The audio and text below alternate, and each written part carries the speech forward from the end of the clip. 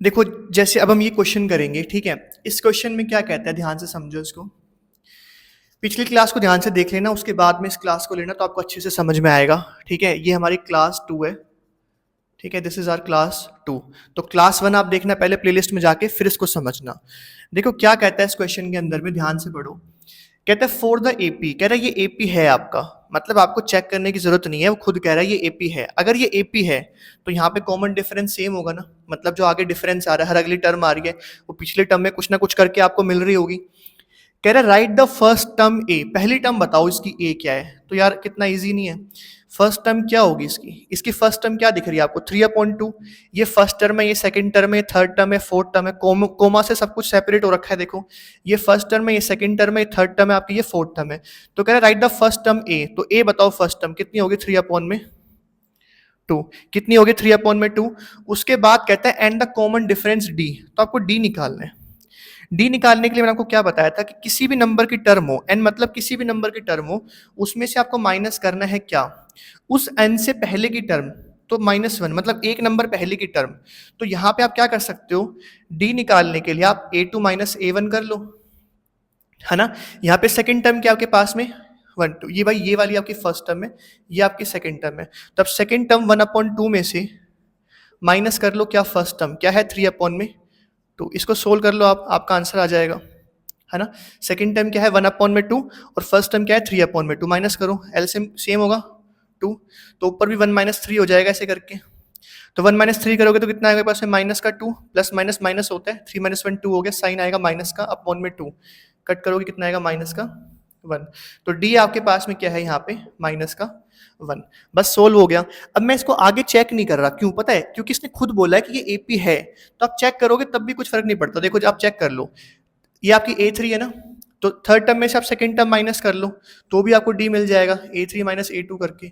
तो A3 आपके पास में कितना है -1/2, माइनस A2 आपके पास में कितना है 1/2।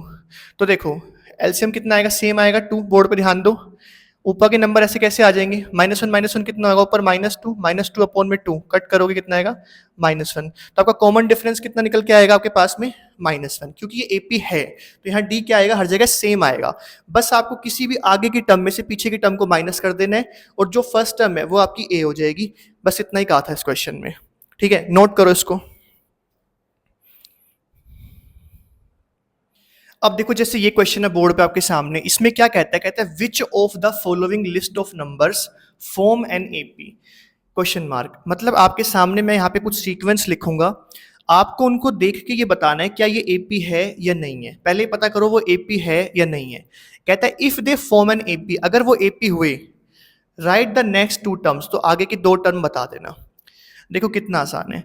अभी मैं किसी को ए नहीं बोल रहा, किसी को A2, किसी को A3, किसी को A4 नहीं बोल रहा, मैं किसी को कुछ नहीं कर रहा। मैं क्या करूंगा, सिंपल मैं ये बोलता हूँ कि चलो ये एक सीक्वेंस है, मैं इसको एक सीक्वेंस मान लेता हूँ। तो मैं चेक करता हूँ कि क्या यहाँ डी सेम है। तो चलो मैं इसको मान लेता हूँ, मैंने क्या करा, इसको A1 मान लिया, इसको A2 मान लिया, ये मेरा A3 है और ये मेरा A4 है। अब यहाँ पे कॉमन डिफरेंस चेक करते हैं क्या सेम है। तो डी निकालने के लिए क्या करेंगे, देखो जो आगे की टर्म है A2, उसमें से पीछे की टर्म A1 को माइनस करते हैं। तो यहाँ 10 था, मैंने माइनस किया 4, कितना आया 6। मतलब 4 से आप 10 पे चले गए तो कितने का डिफरेंस आया 6 का। फिर मैं A3 माइनस A2 करके देखता हूँ, तो थर्ड टर्म क्या है 16, मैंने 16 लिख लिया, माइनस A2 कितना है 10, मैंने 10 लिख लिया, कितना आया 6, सेम आ गया यार। चलो एक बार और ट्राई करते हैं। ये A4 है ना, ये समझ में आ रहा है ना आपको मैं क्या कर रहा हूँ, ये A1 A2 A3 A4। चलो A4 में से माइनस करो A3, मतलब 22 माइनस 16, कि फिर से कितना आया 6। तो यार यहाँ पे कॉमन डिफरेंस जो है ना, कॉमन डिफरेंस मतलब आपका डी, कॉमन डिफरेंस यहाँ पे क्या है, कॉमन डिफरेंस यहाँ पे सेम है। तो हम बोलेंगे यस इट्स एन एपी। पहले हमें चेक करना था, इससे पिछले क्वेश्चन में क्या था कि वो एपी था, तो हमें ए और उसका कॉमन डिफरेंस बताना था, डी बताना था। इसमें हमें चेक करना है कि ये एपी है कि नहीं है। तो हमने चेक करा भाई, सब जगह 6 आ रहा निकल के, तो हम बोलेंगे yes it's an AP, yes it's an AP, कि ये एपी है। कहता है अगर एपी है तो नेक्स्ट 2 टर्म्स लिखो। तो आप बता सकते हो नेक्स्ट 2 टर्म्स, मतलब A5 बता सकते हो और A6 बता सकते हो।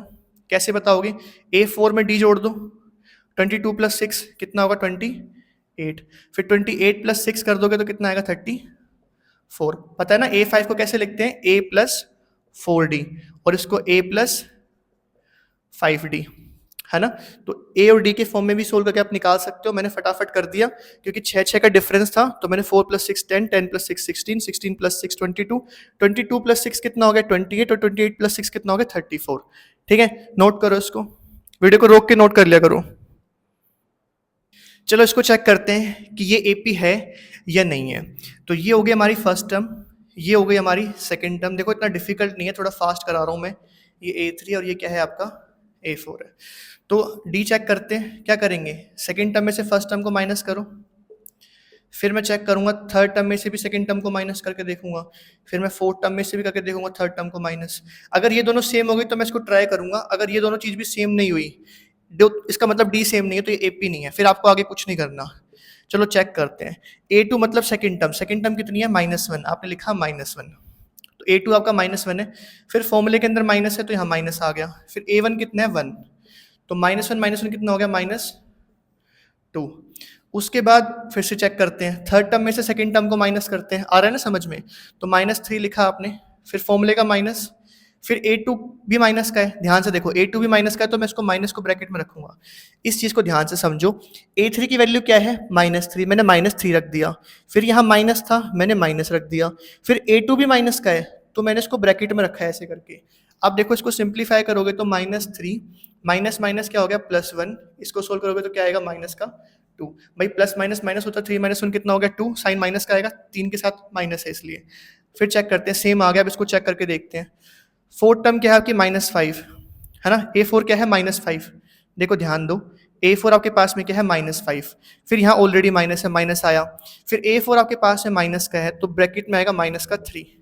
ठीक है, जब दो माइनस साथ साथ आते हैं तो पीछे वाले को ब्रैकेट में रख लेते हैं। अब देखो इसको सोल्व करो तो -5 minus minus +3, plus minus minus 5 में से 3 जाएगा 2 आएगा, साइन आएगा माइनस का। तो भाई यहाँ पे भी हम बोलेंगे कि जो कॉमन डिफरेंस है वो क्या है, सेम है। Common difference is same, yes it's an AP। तो एक AP है, तो आप इसकी फिफ्थ टर्म और सिक्स्थ टर्म बता सकते हो। तो फिफ्थ टर्म क्या होगी आपके पास में A + 4D, और सिक्स टर्म क्या होगी A + 5D। ये पता है ना, फर्स्ट क्लास देखना कैसे करा रहा हूँ।